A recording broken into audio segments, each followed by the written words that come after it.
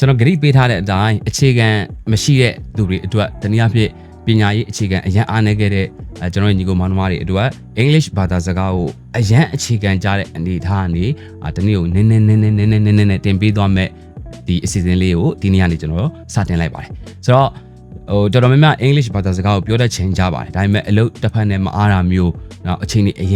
အများကြီးမပေးနိုင်တာမျိုးတွေစတဲ့အခက်အခဲတွေအများကြီးရှိတဲ့အပေါ်မှာကျွန်တော်ဒီအစီအစဉ်လေးကိုဒီနေ့ဗီဒီယိုလေးကနေစတင်လိုက်ပါတယ် English ဘာသာစကားပြောတယ်ဆိုတာကိုတော်တော်များများအရန်ခက်ခဲလုပ်ရတဲ့အလုပ်တစ်ခုလို့ထင်ကြတယ်ပေါ့နော်တချို့တွေဆိုလို့ရှိရင်ဒါပြပထွက်တယ်ဆိုလို့ရှိရင်အင်္ဂလိပ်စကားပြောစာအုပ်၄-၅ အုပ်လောက်ဝယ်ပြီးတော့ဟိုရောက်မှကြက်ပြီးပြောမယ်ဆိုပြီးစိတ်ကူးပြီးတော့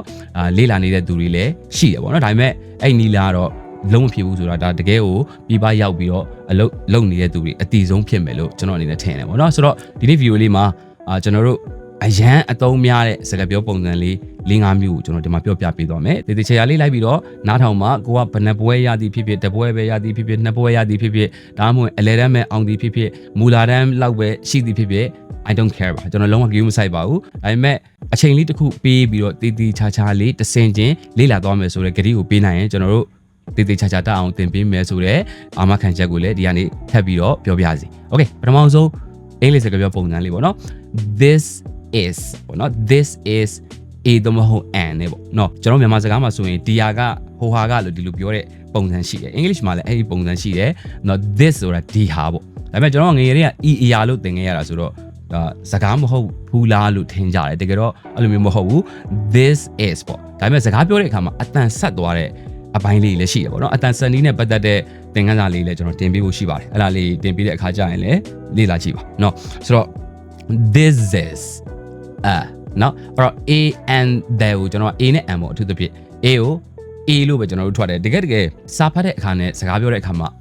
ဆိုတဲ့ဟာလောက်ပဲရှိရပေါ့နော်အဲ့တော့ this is ဒါမှအတန်းလုံးဝဆက်သွားတယ်နော်ဥပမာ this is a book this is a house အဲ့တော့ဒီနေရာမှာထည့်ထားတဲ့ a ကပြောမယ်ဆိုလို့ရှိရင်တစ်ခုတစ်ကောင်တစ်ယောက်ဆိုတဲ့အဓိပ္ပာယ်နဲ့ထည့်ထားတာမဟုတ်ဘူး English language မှာ noun တစ်ခုကိုပထမဆုံးအကြိမ်စပြီး mention လုပ်တယ်ဆိုရင်အရှိမ a သို့မဟုတ် and တစ်ခုကမဖြစ်မနေပါပေးရတယ်ဒီသဘောကြောင့်ထည့်ပေးထားတာပေါ့နော်အဲ့တော့ this is a book ဆိုရင် EAR ဒီစာအုပ်တုပ်ဖြစ်သည်လို့မပြန်နဲ့ဒီဟာစာအုပ်ပါဒီလိုပဲပြောမယ်စာအုပ်တအုပ်ပါလို့မပြော this is a house เนาะဒါအိမ်တစ်လုံးမှာเนาะဒီဟာကအိမ်တစ်လုံးမှာလိုက်ပြောကြည့်အောင်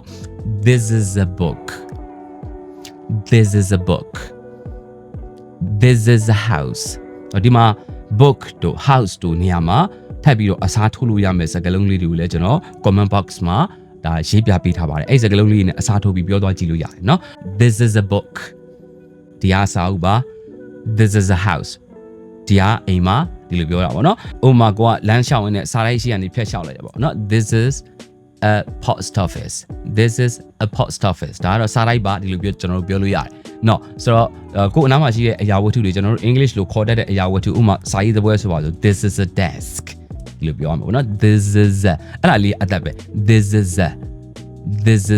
ဒီလိုပြောရမှာနော် this is a ဘာကြောင့်လဲဆိုတော့စကားပြောတဲ့အခါမှာကျွန်တော်တို့ကငယ်ငယ်တွေကသင်ခဲ့ရတဲ့အတန်တွက်တွေကိုနှုတ်ကြိုးနေကြတာများတယ်တကယ် international မှာဒါ foreigner တွေစကားပြောတဲ့အခါမှာအတန်တွေကဆက်သွားတယ်ကျွန်တော်ဘာမှသိနိုင်လဲဆိုတော့ YouTube တို့ဘာလို့မှာပေါ့နော်ဒါ English တချင်းတွေနားထောင်ရင်တချို့နေရာတွေမှာအတန်အရန်ဆက်သွားတယ်ဒါကိုကျွန်တော်တို့က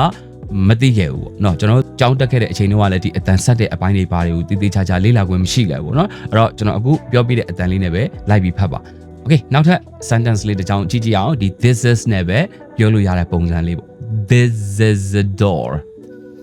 this is a door เนาะဒါတကားပါ this is a girl เนาะဒါကောင်မလေးပါဒီလိုပြောလို့ရတယ် Okay နောက်ထပ်ဒါပြောကြည့်အောင် this is a bed เนาะဒါကတော့အိပ်ရာပါအဲ့တော့ကျွန်တော်တို့ English လို့အခေါ်အဝေါ်သိတဲ့စကားလုံးတွေအများကြီးပဲဗျာဥပမာကလထိုင်သိမယ်เนาะ chair เนาะကျွန်တော်တို့သိတယ်ဥပမာ carrot သိမယ် ball ပင်သိမယ်အဲ့ this is a အတန်နဲ့ထွက်တဲ့စကားလုံးလေးရှိမှ an ပေါ့เนาะအဲ့တော့ဥပမာ this is an umbrella เนาะဒီဟာအထီးပါဒီလိုပြောတာ this is an လို့ဖြစ်သွားတယ်ဒီနေရာမှာ this is an this is a အဲ့တော့ a နဲ့ an နဲ့အကူအပြောင်းမှာဒီအတန်ဆက်တဲ့ဒါအတန်ကွဲပြားသွားတဲ့ဟာလေးနည်းနည်းမှတ်ထားရင်ရပြီ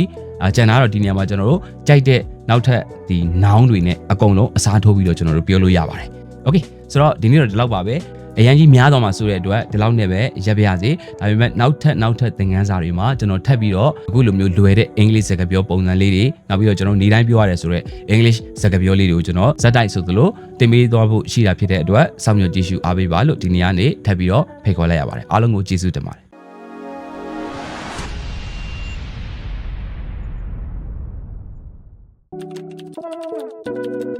်